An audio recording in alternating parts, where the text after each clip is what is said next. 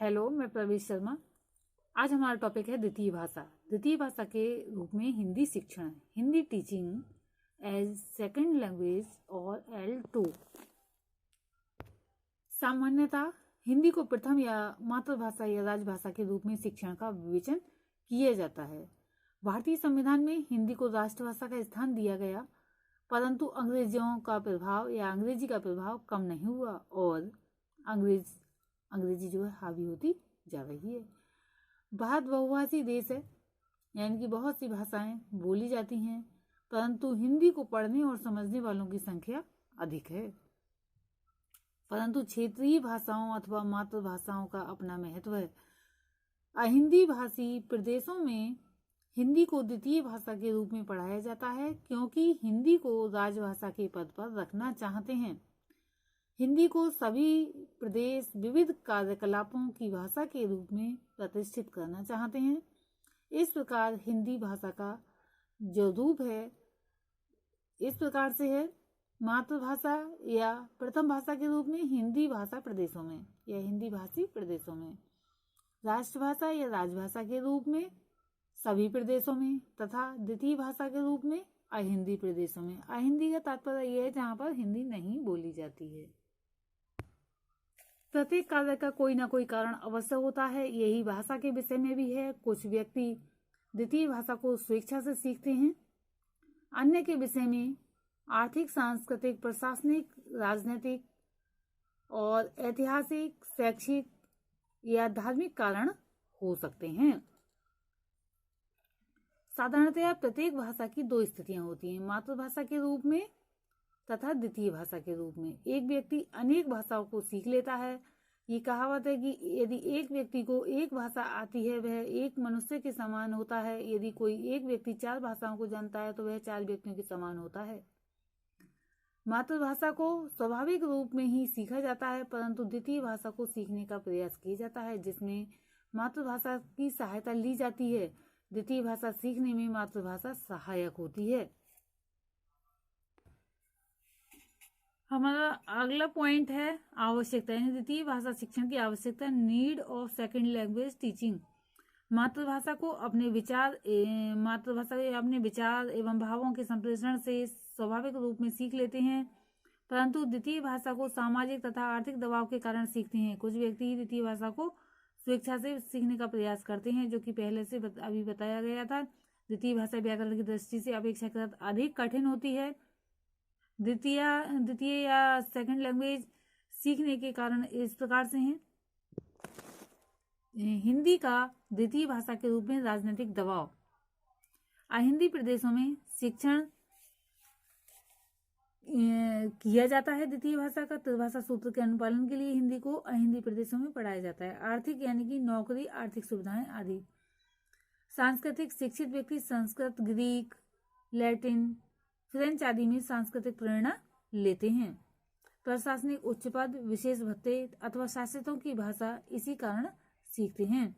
राजनीतिक, मित्र देश, जो मित्र देश होते हैं, पड़ोसी देश होते हैं, बलवान पड़ोसी एक दूसरे की भाषा सीखकर इन पर शासन करने के लिए इस पर अपना प्रभाव जमाना चाहते हैं। सैनिक, विदेशी सेवा में काम करने वाले सैनिक अन्य भाषा सीख जाते हैं। ऐतिहासिक, भारत में अंग्रेजी, फारसी को सीखने की प्रवृत्ति रही है। धार्मिक, इस्लाम के कारण अरबी, ईसाई धर्म के कारण ग्रीक, लैटिन सीखना। सामाजिक दबाव के अतिरिक्त जो अन्य तत्व अन्य भाषा शिक्षण में महत्वपूर्ण भूमिका निभाते हैं वे इस प्रकार से हैं, जैसे कि समय, अन्य भाषा को सीखने में कितना समय लगाया गया। जनसंख्या, अन्य भाषा भाषी कितने हैं जिनके संपर्क में छात्र आ सकते हैं। प्रयोग, अन्य भाषा का प्रयोग छात्र अधिक या कम करता है। कौशल, भाषा के किस कौशल पर अधिक बल दिया जाता है। स्तर, अन्य भाषा के बोलने वालों का सामाजिक एवं सांस्कृतिक स्तर क्या है।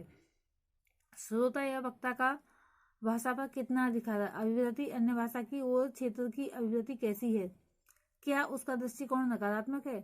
आयु, सीखने वाले की आयु क्या है। 9 वर्ष के पहले की आयु भाषा शिक्षण के लिए अधिक उपयुक्त है। भाषा की संरचना की आयु एवं विषय वस्तु की आयु एक समान नहीं रहती है। वृद्धि, भाषा की सूक्ष्मता मंद बुद्धि बालक ठीक ग्रहण नहीं कर पाता है। स्मरण शक्ति, भाषा में अनेक बातें बालक की स्मरण शक्ति पर निर्भर हैं। दुर्बल स्मृति भाषा शिक्षण में बाधक होती है। अभिप्रेरणा, छात्र को अन्य भाषा सीखने के लिए कितना प्रलोभन, कितनी आवश्यकता, कितनी इच्छा एवं कितना प्रयोजन है। परिवेश, परिवार, समुदाय, व्यावसायिक विद्यालय, क्रीड़ा समुदाय आदि के संपर्क में बालक अन्य भाषा का प्रयोग कितना करता है। क्या इन समुदायों में अन्य भाषा का किंचित परिवेश है?